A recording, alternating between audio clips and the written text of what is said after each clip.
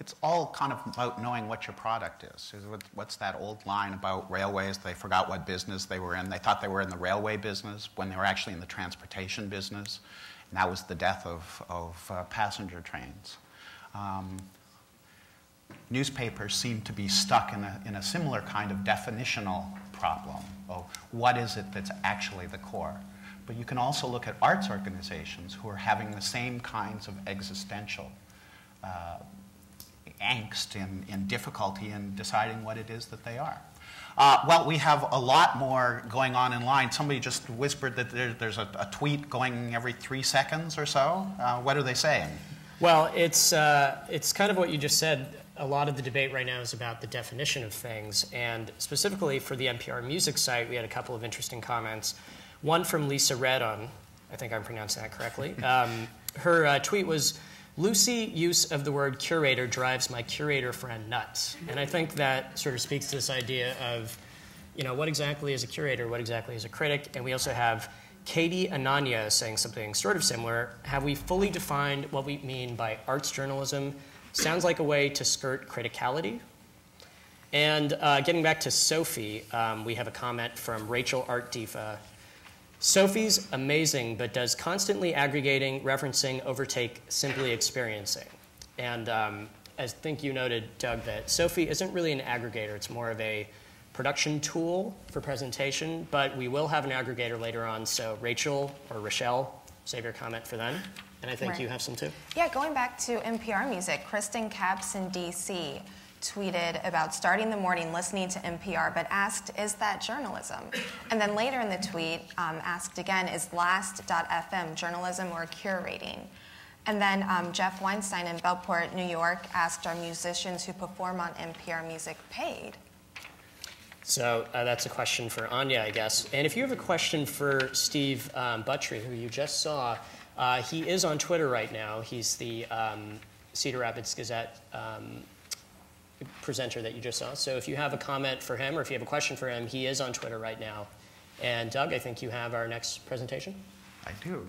Yeah, I think it's important in all of this to say that because we're talking about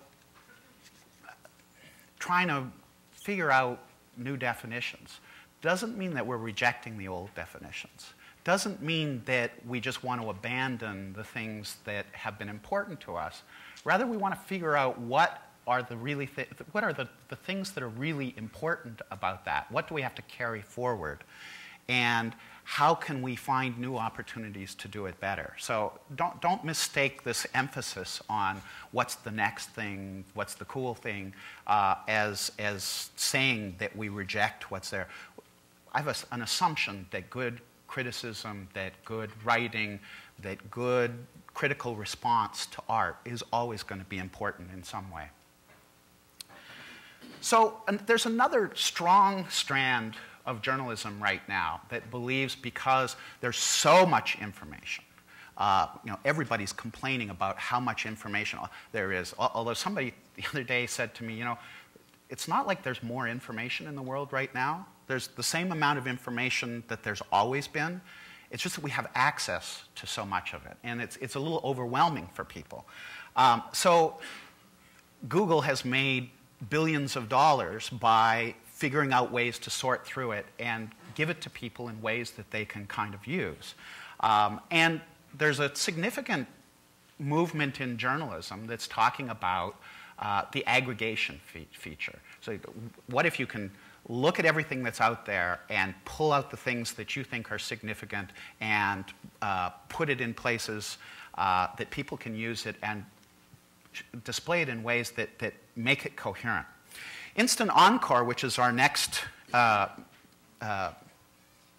project, is attempting to be an Uber aggregator, the Google of classical music. Its founders believe that aggregation of everything classical music will make the music accessible to more people. Previously, only critics or experts really had access to a lot there. It took a lot of time. It's difficult to do. So is this a challenge to the traditional journalistic model? Aggregators like Dig and Newsvine and Google News suggest that putting comprehensive information in one place allows users to make up their own minds without the need for traditional journalists. Instant Encore's ambition is to give users the ability to peer into the corners of an art form, see what people are doing, and then decide whether or not to interact with it. Instant Encore sees a world in which it's possible to see culture in real time rather than wait for others to bring back secondhand reports. So where does the journalism fit into it? Can you do journalism as automated feeds, as feeds into websites? Margot Dracos is a musician who had a thriving career as a cellist, a wonderful cellist, but she's turned her attention to trying to expand the accessibility to classical music, and she is the COO of Instant Encore.